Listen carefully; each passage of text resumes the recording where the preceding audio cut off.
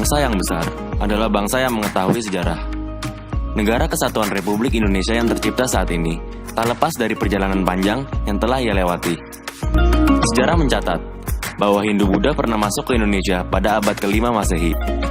20 dekade lamanya, tentunya, agama Hindu-Buddha telah mengalami akulturasi dan asimilasi dengan kebudayaan Indonesia. Hal ini terlihat dari contoh wihara Ekayana Arama yang telah kelompok kami kunjungi.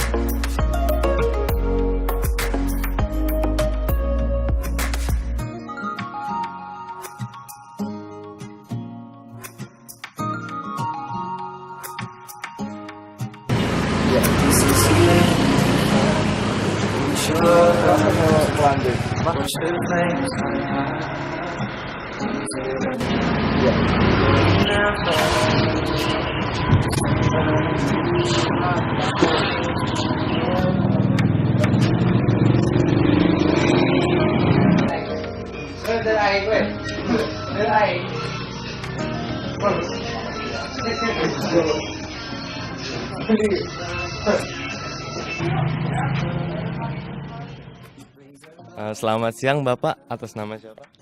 Siang, nama saya Suyuan. Oke, Bapak sudah berapa lama bekerja di perusahaan Bintang Cemerlang ini? Sekitar 3 tahunan. Oke, sebelum memulai, saya ingin mengajukan beberapa pertanyaan. Pertanyaan yang pertama adalah mengenai mengapa hiyo itu berwarna merah. Kita itu ya hiyo warna merah sih tergantung situ sih dari pengguna. Kadang-kadang juga ada yang warna kuning, putih, coklat. Jadi itu semua tergantung para pengguna juga sih. Jadi hiyo itu sebenarnya warnanya bervariasi gitu aja ya. Oke, pertanyaan yang kedua, mengapa hiyo dispesifikasikan dipakai dalam sembahyang, bukan sebagai media lainnya? Kalau itu cuma ada istiadat dari zamannya dulu gitu loh. Agama Buddha punya. Jadi sembahyang pakai hiyo apa enggak sama aja. Jadi yang menjadi tujuan dari menggunakan hiyo adalah sebenarnya untuk tujuan sembahyang ya. Oke.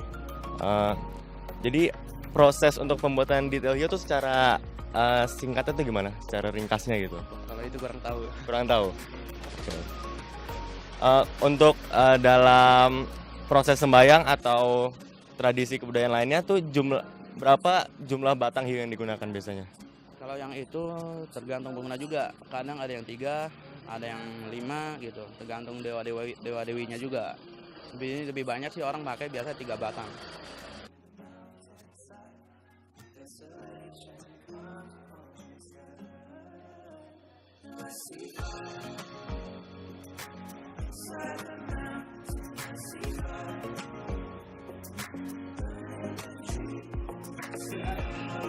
Karena pabrik yang tampaknya ingin menyembunyikan berbagai rahasia, kami kurang mendapat informasi yang diharapkan. Maka, kami beralih ke Vihara Ekayana Arama.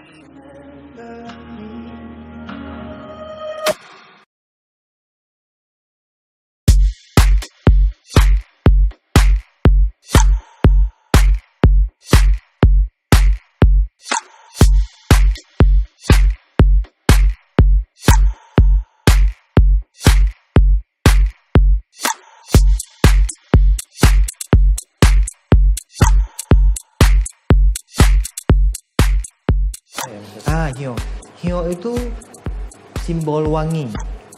Orang India itu suka wangi-wangian. Sandalwood tahu nggak? Sandalwood, cendana gitu. Itu di India itu tradisi India sebetulnya, bukan tradisi Buddhis. Itu tradisi India, katanya manusia itu suka yang wangi-wangi. Hiyo merah itu sebenarnya terpengaruh oleh budaya Tiongkok. Orang Tiongkok tuh paling suka merah. Merah itu dianggap hoki, keuntungan. Jadi ada yang merah juga, ada yang abu-abu, ada yang agak coklat, ada yang agak kuning. Hiyo sebagai lambang wewangian yang dipersembahkan kepada dewa-dewi dan Buddha menjelaskan mengenai wewangian dalam diri kita.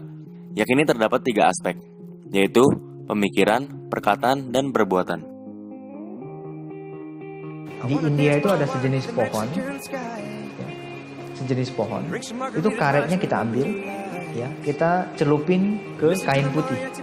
Jadi kain putih itu direbus sama air, masukin getahnya, getah sejenis pohon yang di India, menghasilkan warna-warna tertentu. Jadi warna itu yang mau kita pakai keseragaman lah ya. Namun, ada perubahan warna saat berpindah-pindah negara.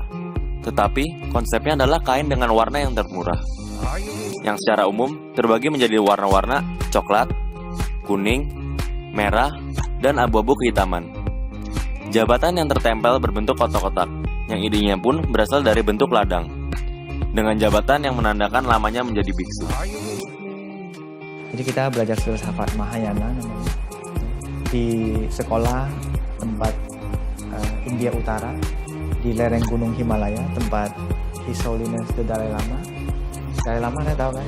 Dalai Lama ya di sana. Itu 3 tahun lebih. Siswa dari seluruh dunia yang mempelajari Buddha telah menemukan kesulitan-kesulitan atau halangan menjadi seorang Buddha. Hal itu antara lain adalah kekayaan, jabatan, nafsu seksual, makanan enak, dan kemalasan. Siswa-siswa tersebut juga harus mencukur rambutnya untuk menjadi seorang Buddha.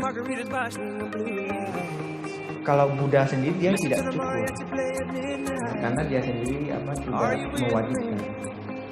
Tapi setelah 2600 tahun lalu ketika ada yang terinspirasi oleh ajarannya Buddha, dia bilang kami ingin komit untuk berlatih spiritual khusus.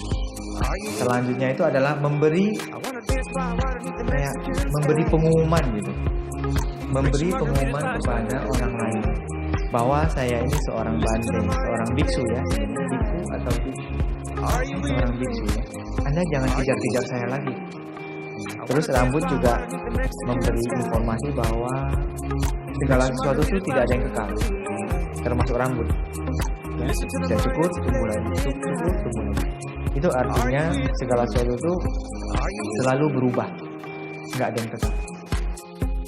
Agama Buddha dan Hindu pada awalnya sangat mendominasi masyarakat Indonesia pada abad ke-4 dan ke-5.